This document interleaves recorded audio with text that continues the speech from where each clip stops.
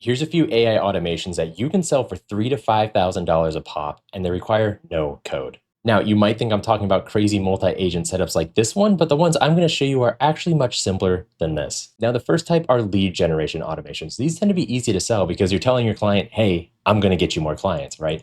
And they all kind of work the same. There's just some place where you need to be able to scrape leads, whether that's like Apollo or LinkedIn. You then enrich the leads. In this case, we're doing research on the company they're a part of. We then send all that information to AI where it generates a custom outreach message for each lead. And then we send that to a database or to some place like Instantly AI, where we can then conduct our entire cold outreach campaign. Second on the list are RAG agents. Now, I sold one just like this to a client for $5,000 the other week. And the way it works is actually pretty simple. You have some sort of AI agent set up right here, right? Imagine ChatGPT.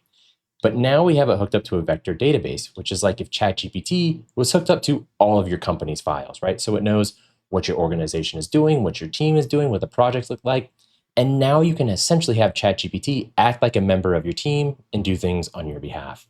And all this complicated stuff you see here over in the red and purple, that's just how we get the documents to the database. Last on the list are voice agents. Now think of an AI agent that can do outbound or inbound calls, right? It can act as a receptionist, it can act as a sales rep. And we use stuff like 11 Labs to do all the logic on the back end, right? This is where we give it the voice, this is how we tell it to talk, right? How to start the call, how to end the call, all that stuff. And again, no code required. So if you'd like to get your hands on these templates, just check out my community. There's a link to it in my bio.